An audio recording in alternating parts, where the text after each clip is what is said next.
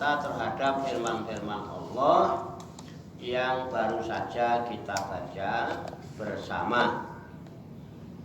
Mudah-mudahan dengan usaha ikhtiar kita ini Allah Subhanahu wa ta'ala memberikan kemudahan-kemudahan kepada kita sekalian, mampu memahami makna-makna serta hikmah-hikmah yang terkandung di dalamnya. Untuk itu mari kita pahami, kita tafakuri, kita siapkan wadahnya hati dan pikiran kita dengan hati yang bersih, pikiran yang jernih. Semoga Allah Subhanahu wa ta'ala memberikan kekuatan lahir dan batin kepada kita sekalian, mampu menerima pancaran nur kalam ilahi dan pancaran nurul hikmah serta pancaran nurul hidayah ke dalam kalbu dan pikiran kita masing-masing, sehingga wahyu Allah yang mulia ini tertancap di lubuk hati kita yang paling dalam, dan kita digolongkan oleh Allah Subhanahu wa ta'ala sebagai orang-orang yang hamilul Quran, ahlullah, menjadi orang-orang yang dijaga, direksa, diramut, diurus oleh Allah Subhanahu wa ta'ala minad dunya ilal akhirah. Amin ya rabbal alamin. Kembali ke ayat 19. Qala Allah ta'ala fil Qur'anil Karim wa huwa asdaqul qailin. A'udzu billahi minasy syaithanir rajim. Bismillahirrahmanirrahim. Afara'aitumul Lata wal Uzza wa manatas salisatal ukhra. Afara'aitum, maka apakah patut, hai orang-orang musyrik. Afara'aitum, tumnya itu al-musyrikin. Afara'aitum, maka apakah patut kamu, wahai orang-orang musyrik, Allata, menganggap Allata, wal Uzza, dan al Uzza, wa manata salisata, dan manat yang ketiga, ailit tani qoblaha, untuk yang dua sebelumnya, al-ukhra, yang paling terkemudian. Sifatu damin lisalisati wa hiya asnamu min hijaratin. Kanal musyrikuna ya'budunaha wa yas'umuna annaha tasfa'u lahum indallahi. Wa maqulu ara'aitul awwal lata wa ma utifa alaihi wasani mahzufun wal makna akbiruni alihajihi alihadil asnami kudratun ala syai'in ma fatah bujunaha dunallahil qadiri ala mata qadama zikruhu. Artinya Allah Subhanahu wa ta'ala melalui ayat ini ngajak berpikir kepada orang-orang yang masih senang mensekutukan Allah. Orang yang mensekutukan Allah disebut orang musyrik. Penyakitnya syirik, orangnya namanya musyrik. Itu menduakan Tuhan, mempertuhankan Allah, tapi juga mempertuhankan selain Allah. Selingkuh kepada Allah. Allah nyatakan, afara'aitumul Lata wal Uzza, apakah patut, apakah layak, apakah pantas kamu sekalian wahai kaum musyrikin, Allata menjadikan atau menganggap berhala yang namanya Lata, wal Uzza, dan menganggap berhala yang namanya Uzza, wa Manata Salisata, dan berhala Manat yang ketiganya. Yang ketiganya. Dari sebelum yang dua dia yang ketiganya. Al-Ukhra yang paling terkemudian. Itu menjadi sifat zamin, menjadi sifat celaan. Jadi kalimat yang sifatnya mencela. Woi kaum musyrikin, apakah patut kamu ini semua menjadikan dan menganggap Lata itu sebagai Tuhan, menganggap Uzza menjadi Tuhan, menganggap Manat yang ketiganya menjadi Tuhan yang lain? Sifat zamil lisalisa. Yang ketiga, wahya asnamun, dan sedangkan dia itu asnam. Asnam itu patung, recok, apalagi ya? Ya berhala. Min hijarotin, yang terbuat dari batu. Ya, batu dibentuk-bentuk disembah, dianggap Tuhan. Ada yang namanya Lata, ada Uzza, ada Manat. Ada Hubal yang paling gede dulu ditaruh di dalam Ka'bah. Zaman dulu kaum musyrikin gitu. Kalau punya hajat, ya ibadah di Ka'bah, keliling-keliling muterin Ka'bah. Karo wudhu, sambil teh, laki perempuan jadi satu. Nanti kalau habis ibadah muter-muter masuk Ka'bah, kalau yang punya hajat ya dia ngadep ke berhala yang namanya Hubal, Lata, Uzza, Manat, dan Hubal. Yang di dalam itu berhala paling gede. Ya Tuhan Hubal, ketahuilah olehmu bahwa saya ini sudah lama menjomblo. Karena saya sudah lama menjomblo, wahai Tuhan Hubal, aku mohon kepadamu segeralah berikan jodoh. Amin. Kira-kira Hubal jawab apa tidak? Yang jawab Hubal apa tidak? Kan Orang berhala kok. Batu. Tidak jawab. Akhirnya yang jawab juru kuncinya. Takoni. Umurmu piro le? Penting kang dosa gangsal langkung sithik. Masa 65. 35 kurang dikit. Iya, Pak. Pas. Ya. Pas. Kurang lebih. Ya seumuran siapa lah. Sabtu ini Sabtu. Pas, ayo. Sabtu Bogor. Kalian lamarin Aris. paket. Ya. Itu juru kuncinya. Zaman dulu itu ada panah. Panah itu ditaruh di patung Hubal itu.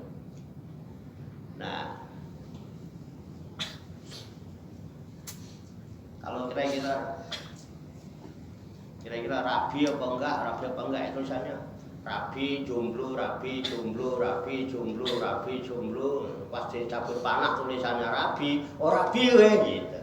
Kata juru Kunci. rabi jomblo weh. Nah, arep ora rabi mesti ra sida. Jawabnya juru Kunci. Pak. Makanya kan ada firman Allah yang melarang mengundi-undi nasib, Pak. Undi itu. Itu ada di surat apa itu ada. Jadi innamal khamru wal maisiru wal azlamu wa zamu ridsun min amali syaitan. Innamal khamru sesungguhnya minuman keras, khamur. Innamal khamru wal maisir berjudi wal azlam, itu ya mengundi-undi nasib. Rabi ora. Ada yang punya hajat pengen dagang. Nah, dagang pada dulu masuk ke Ka'bah. Nyembah Hubal yang paling gede. Wahai Tuhan Hubal, saya ini udah lama nggak kerja. Kenapa nggak kerja? Habisnya job yang sudah ada dibatalin kabeh. Dia apa nyambut demo? Saya seniman. Ini kan, yang lain juga gitu. Saya tadinya kerja di perusahaan di pabrik, terus gara-gara corona di PHK. Terus saya nganggur. Terus ya pantasnya saya rencana pengen dagang. Kira-kira aku nek dagang payu nopo mboten suruh ngambil panah. Dagang, dagang, nggak dagang, jualan, nggak jualan. Kalau dagang guys, dagang. Tapi kalau dapat panahnya enggak ya. Enggak. Caranya dulu begitu. Pada minta sama Tuhan. Makanya harus dinyinyirin ya, kalau bahasa kitanya dinyinyirin sama Allah. Apa ra'atumul lata wal uzza wa manata salisata ukhra. Apakah layak, apakah pantas? Wahai kaum musyrikin, kalau Lata berhala itu kamu anggap Tuhan, Uzza kamu anggap Tuhan, Manat kamu anggap Tuhan, Hubal kamu anggap Tuhan. Padahal itu cuma berhala-berhala min hijaratin yang terbuat dari batu. Karena musyrikuna ya'budunaha, sementara orang-orang musyrikin itu menyembah-nyembah patung-patung dari batu itu. Wa yas'umuna, dan mereka menduga anahasab tasfa'u lahum indallah. Mereka menganggap bahwa sesungguhnya berhala-berhala itu bisa memberi pertolongan, memberikan syafaat selain Allah. Dikira bisa memberi syafaat pada mereka. Wa ma'allah ara'aitul awal. Lapat ara'aitu itu yang awal itu. Makhluk Lata. Wa ma'utifa alaih, dan lapat yang diatofkan kepadanya itu makhluk. Itu begitu. Tidak pantas berhala kok. Kamu sembah-sembah, kamu minta ini itu.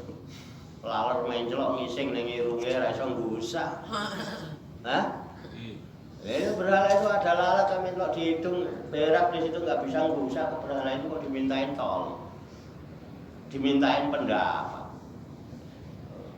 Apa kalau bikin berhala terus di kepalanya tuh ditaruhin utak, kan orang utak gitu. Mikir aku dengan utak. Dijak rundingan. Kira-kira nek aku dagang pantes apa ora. Dulu begitu di zaman Rasulullah sallallahu alaihi wasallam. Walamma ja'amu aidon anal malaikata banatullahi ma'a karahatihimul banati nazala walahu unsa. Walamma ja'amu aidon, dan tatkala kaum musyrikin menduga juga, menyangka anal malaikata, bahwa sesungguhnya malaikat itu banatullahi adalah anak-anak perempuannya Allah. Ma'a karahatihimul banatina, serta mereka itu membenci terhadap anak-anak perempuan. Dan kaum musyrikin itu punya anggapan kalau malaikat-malaikat itu anak-anaknya Allah yang perempuan. Jadi Allah itu punya anak perempuan namanya malaikat. Sementara kaum musyrikin itu tidak senang kalau punya anak perempuan. Zaman dulu itu kaum musyrikin itu kalau punya anak kok perempuan itu merasa hina. Karena perempuan itu dianggap kaum yang lemah, nggak ada apa-apanya, ini merugikan, malu kalau punya anak perempuan. Sampai-sampai pernah waktu itu orang punya anak perempuan saking malunya, ya, itu disembunyikan, dirahasiakan. anaknya perempuan yang didagani lanang. Suatu ketika bapaknya tahu pas sudah gede diajak main, anaknya pengen pipis. Wah, ya namanya anak-anak pengen pipis ya bapaknya yang itu pas dilihat kok pipisnya ngetur. Wah, ini anak kok pipisnya orang ngetur tapi kok wes gitu ya kan laki sama perempuan beda pipisnya. Nah, laki kan tur gitu ya. Kok wes ini. Perempuan marah. Dipendem hidup-hidup tuh anak perempuan. Tapi akhirnya dapat hidayah jadi sahabat. Namanya Sayyidina Umar bin Khattab. Pernah mendem hidup-hidup anak perempuannya. Waktu masih musyrik, waktu masih kafir. Tapi akhirnya dapat hidayah. Makanya kadang-kadang sedih kalau ingat peristiwa itu. Sedih. Dan pernah menyembah berhala. Berhalanya dimakan. Karena dia bikin berhala dari tepung. Nah, kalau berhala kan macam-macam ya. Kalau yang kaya dari emas, ya ada yang dari batu, ada yang dari perak, ada yang dari perunggu. Dia bikin dari tepung. Kemana-mana digendong. Tak gendong kemana-mana. Gendong kemana-mana. Capek istirahat di bawah. Tuhannya didudukin di situ, disembah-sembah. Habis sembah Tuhannya ya gitu ngobrol sendiri sama Tuhan. Kan nggak pakai juru kunci kalau itu wong Tuhannya digendong. Jadi langsung aja. Bukan langsung tanpa tawasul lagi. Kalau di sama Hubal tawasul sama juru kunci. Enggak pakai tawasul, wong Tuhannya dekat. Digendong. Wahai Tuhan, sebagaimana yang kau tahu kami kan telah menyembahmu dari tadi saya sembah. Dan kau juga tahu betapa lelahnya aku berjalan sepanjang ini sambil menggendongmu. Dan kau juga tahu kalau saat ini perutku lapar banget. Dilala kayak tawanmu rumangan neh. Ya luwe tenan gitu. Ya Tuhannya diem aja, menjawab juga enggak. Sama kayak jenengan aku ngomong luwe itu menengahin. Upama berhala iso ngomong lah badhe dahar napa ngono lho. Ya blas iku. Wis jan kaya ngadepi berhala seneng. Lah berhala kok bisa ngomong, ya kan. Nggih nyuwun kampunten dene sarene kula sampun nyembah. Nggih terpaksa jenengan kula perwadal tangan. Dia ora warak, padahal itu dugel. Tangan sebelah peradal dimakan urung warak, ndase diprotol. Nah itu yang bikin dia ketawa itu. Lucu. Jadi sepanjang sejarah peradaban manusia baru satu-satunya orang itu yang pernah makan Tuhan. Itu gitu. Sebetulnya. Nah ini lucu. Malah dia juga punya pandangan bahwa malaikat itu anak perempuannya Allah. Padahal dia sendiri nggak seneng kalau punya anak perempuan, dianggap jelek. Jadi yang jelek dinisbatkan ke Allah malah. Yang dia sendiri nggak seneng malah dinisbatkan ke Allah. Itu makanya begitu diutus Nabi kita Muhammad SAW, beliaulah yang mengangkat martabat kaum wanita. Wah. Wanita itu jos, Pak. Zaman Nabi Muhammad di sini, wanita itu jos. Makanya kalau nikah kan dengerin khutbah nikah yang paling menarik satu. Ad-dunya mata wa khairul mata'ihal mar'atu sholihah. Dunia mata, dunia itu adalah perhiasan. Wa khairu mata'iha, dan sebaik-baik perhiasan dunia al-mar'atu sholihah, adalah istri yang sholihah. Tiga ngedis nyanyiannya. Setia ke Asik. Wah, sing kenceng gak sih?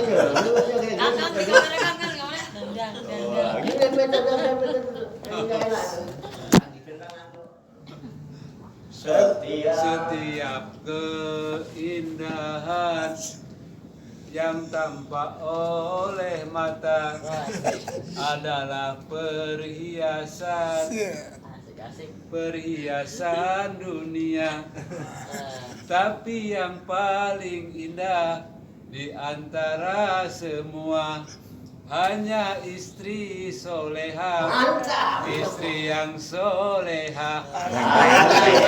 Prank. Bogor, Bogor. Itu dunia itu indah. Dunia mantap kata Rasulullah. Dunia ini keindahan, dunia ini perhiasan. Wa khairu mata'iha, dan sebaik-baik keindahan dunia, sebaik-baik perhiasan dunia, al-mar'atu sholihah, adalah istri yang solehah. Terangkat nggak martabat wanita? Terangkat. Maka saya tidak setuju kalau ada kaum pria memuji wanita bagaikan bunga. Oh, cantik bagaikan kembang. Mawar bodas. Betul nggak? Betul. Jangan memuji wanita sebagai kembang. Kembang itu menebar keharuman. Begitu menebarkan keharuman, dicium sana, dicium sini, kembang datang. Jangan ketawa wanita. Sembarang kumbang mencium. Hancur. Itulah nasibnya Bunga. kumbang. Kumbangnya seneng. Kumbangnya ada yang datang, Pak. Makanya wanita jangan bangga dipuji bagaikan kembang. Wanita itu perhiasan. Perhiasan tidak semua orang bisa memilikinya. Orang tertentu yang bisa memiliki perhiasan.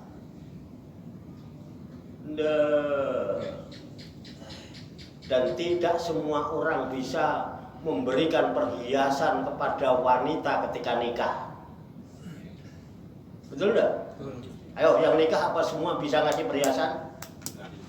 Saya terima nikahnya dan kawinnya Fulana binti Fulan dengan mas kawinnya uang 50.000 rupiah tunai. Paling uang 50.000 rupiah. Tapi 50.000 rupiah malam dingkok-ngkok bojone mung 50. Nasibnya kembang. Iya. Loh, sampean kok nikah di Arab sana, mas kawinnya sik ditakoni berapa mas kawinnya, dan yang ditanya wanitanya. Mau minta mas kawin berapa? Saya kalau ada yang nikah di sini saya bilang mau janda mau gadis tak tanya, mau minta mas kawin berapa? Mas kawinnya berapa? 500.000 Pak. Saya tanya calon istrinya, kurang apa tidak? Kalau kurang minta tambah. Hahaha, berarti ini ya, nah saya nambah. Mana mana jawab? Saya begitu. Enak aja saya ketemu malam diengkok-engkok sak pole. Nambah. Nambah. Saya ketemu. Sehat. Oh, iya. Bogor nih jadi Bogor. Bogor. Kita ketemu. Bogor. Bogor. Ada yang Pandangannya ketemu. 5.000 sak. Berapa Pak? 5.000 sak. Sah, siapa dong? Ada. Sampai 5.000. 5.000 lah ibu anak loro coba. Yang penting kan sah. Rasulullah menyatakan ad-dunya mata wa khairu mata'ihal mar'atu sholihah. Dunia itu keindahan, dunia ini perhiasan, dan sebaik-baik keindahan dunia, perhiasan dunia, mar'atu sholihah, wanita yang sholihah. Maka jadikan wanita-wanita sebagai perhiasan. Wahai perhiasanku yang sangat indah. Wah, kok indah sekali bagaikan permata. Gitu ya enggak? Adem enggak Mas? Dem. Aku ngomong ini sampai adem. Adem, Pak. Aneh tuh. Jan. Piye loh. Perhiasan enggak semua orang bisa memiliki.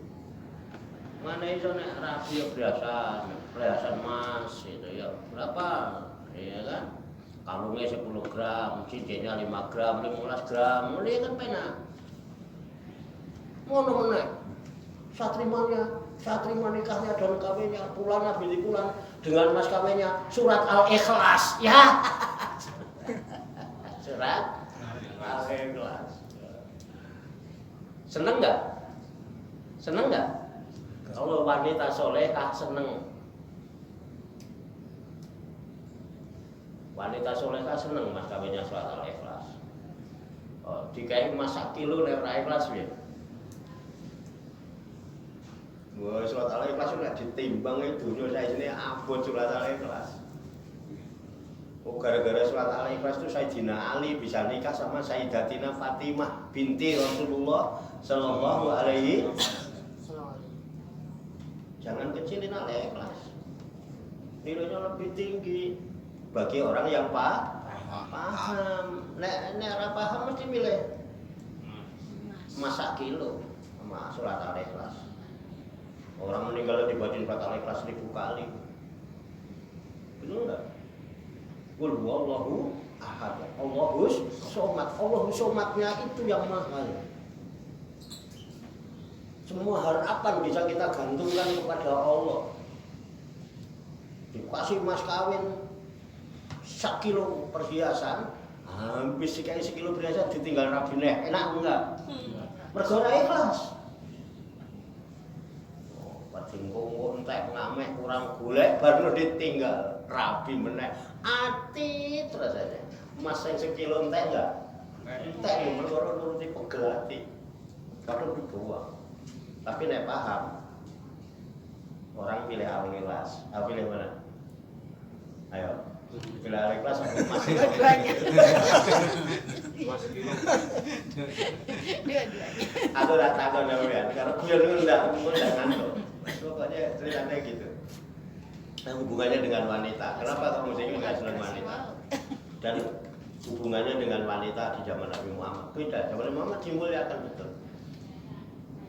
Jadi, ya ternyata wanita itu kalau kita pancing-pancing, mulai keluar bentuk aslinya. Ternyata perempuan itu lebih matre dari laki-laki. Jangan Al-Ikhlas ya. Padahal Al-Ikhlas itu lebih hebat daripada emas 1 kilo itu bagusan surat Al-Ikhlas nilainya. Harapan apapun bisa digantungkan dalam surat Al-Ikhlas. Tauhidah. Gini, kalau yang paham sih milih Al-Ikhlas. Milih mana? Tak belikan perhiasan 20 gram sama surat Al-Ikhlas 3 kali. Kalau wanita solehah, aku milih Al-Ikhlas 3 kali. Karena wanita yang solehah itu paham. Karena orang paham yang milihku. Aku nggak tahu Pak. Umpama surat Al-Ikhlas itu permata. Ya Al-Ikhlas permata. Terus yang emas 1 kilo itu suket. Nah, ini suket 1 kilo. Kalau permata saon pilih mana? Ini 1 kilo. Suketnya. Permata saon. Pilih mana? Jawab yang tenang tuh. Permata saon. Permata. Kenapa? Lebih berharga. Karena paham. Oh iya. Mata duitan deh. Matre dulu. Karena paham apa? Ternyata permata ini lebih mulia, lebih berharga daripada permata seon, lebih berharga daripada rumput bahkan rumput sekintal. Rumput sekintal sama permata seon, pilih mana? Permata seon, bukan karena mahal, paham. Loh, nah paham orang milih, betul nggak? Wedhus, ngerti wedhus? Wedhus. Kita angkrongi rumput sak kintal sama permata saon, pilih mana? Rumput. Wedhus. Ya kan? Mergo ora Ngerti. Berapa? jasanya karena nggak paham. Bukan masalah nilainya. Dia nggak paham. Itulah. Makanya zaman Nabi Muhammad, wanita martabatnya diangkat betul. Loh, saking hebatnya wanita itu, sampai-sampai surga itu mahal apa murah? Mahal harganya. Mahal surga itu. Tapi dibikin murah oleh Allah. Ternyata surga itu murah bagi wanita. Surga cukup berada di bawah telapak kaki ibu. Hebat gak kaum wanita? Hebat. 500 sorry. Itu ya. Sekarang dia angkat. Nabi mengangkat lagi karena kaum musyrikin dulu memandang rendah kaum wanita. Isin. Wong wedok tunggu kan bener. Makanya dulu ada budak, punya duit banyak dia beli budak. Harus pakai budak ini, pakai budak ini lagi, pakai duitnya akeh. Oh, wong wedok murah. Bagi kaum musyrikin zaman Nabi Muhammad diluruskan, diangkat martabat kaum wanita. Itu. Jadi an-nisa'u imadul bilad. Wanita adalah tiangnya negara. Wain sholahat sholahal bilad, wain fasadat fasadatil bilad. Kalau wanitanya bagus solehah, hebatlah negara ini. Tapi kalau perempuannya rusaklah, hancurlah negara hancur itu perkara wedokan. Betul enggak?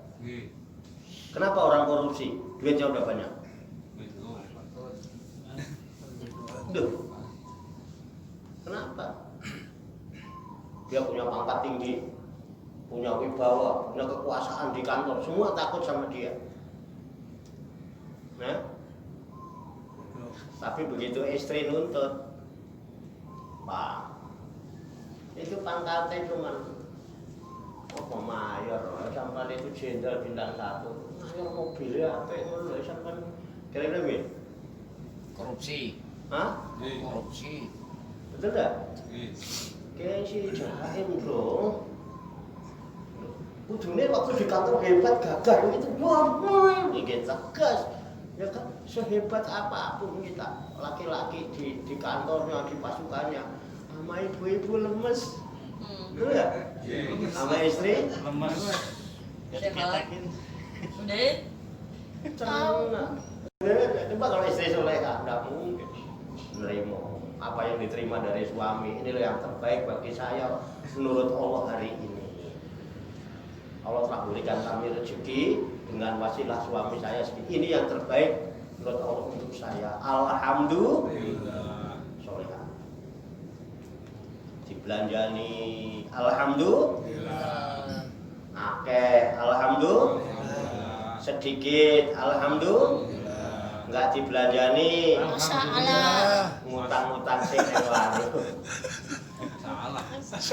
Masalah. Tadi belajar ini ya masalah. Di wanita itu diangkat martabatnya. Masya Allah ya. Ya kan? Masalah. Saking diangkatnya itu oleh Allah wanita itu. Hebat betul wanita itu. Ketika ada sahabat nanya sama Rasulullah, ya Rasulullah, kepada siapa saya harus berbakti dan berbuat baik? Umuka. Siapa yang ibumu? Kemudian kepada siapa lagi? Ya Rasulullah, saya harus berbakti dan berbuat baik. Umuka. 2 kali. Umuka, ibumu. Dan kepada siapa lagi ya Rasulullah, kami harus berbakti dan berbuat baik? Umuka. Sampai 3 kali. Umuka. Lalu kepada siapa lagi ya Rasulullah, saya harus berbakti dan berbuat baik? Baru abuka, bapakmu. Titik. Rasulullah nyebut ibu 3 kali, bapak 1. jadi bapak 1, ibu 3. Itu. Satu ibu 3. Ibu 3, bapak 1. Ya itu.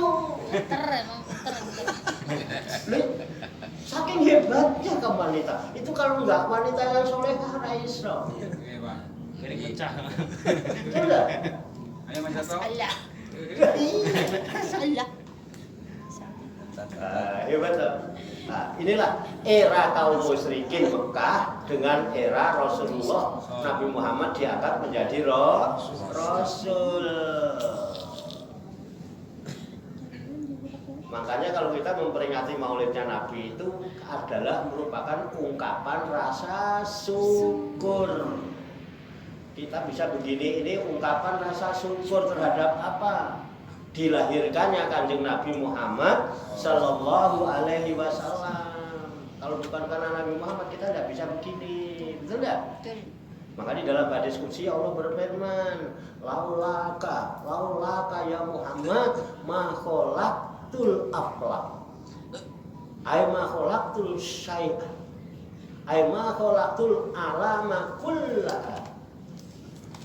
Laulaka, kalau bukan karena engkau, ya Muhammad, wahai Muhammad, ma khalaqtul aflaq. Aku tidak akan jadikan segala sesuatu. Aku tidak jadikan alam makulah, alam semesta, enggak akan aku jadikan. Aku jadikan alam semesta karena engkau.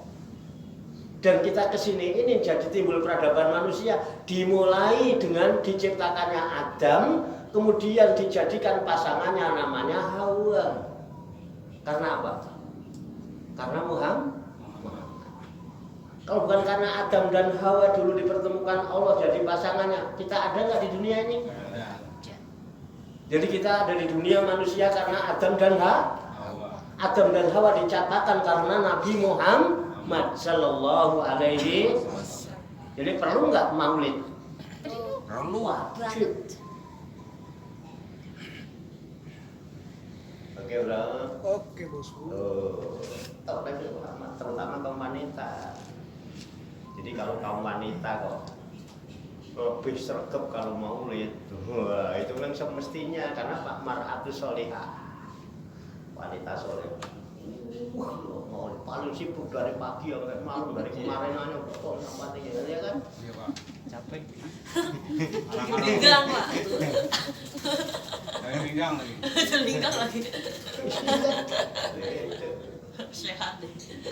Itu karena paham. Ben capek enggak apa-apa. Ngaji. Yang paling getol siapa? Ibu-ibu. Ibu-ibu, bapak-bapak. Ibu. Bapak-bapak nggak sergap ngaji itu biasa. Betul nggak? Kesel. Tapi kalau ada bapak-bapak yang rajin ngaji, ini luar biasa. Beruntunglah yang punya suami rajin ngaji. Tapi kesian kalau suami nggak mau ngaji. Muga-muga suami sampai sing ora ngaji ra semua.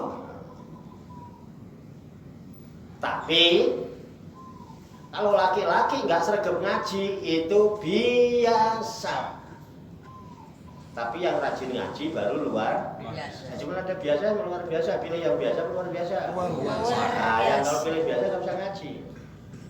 Kenapa biasa? Karena laki-laki itu otaknya bersaing. Makanya kalau undangan ngaji ra gelem berangkat, nek rapat mesti teko.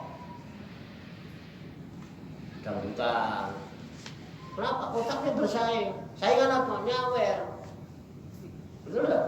Oh, ini nyawer saya kata 100.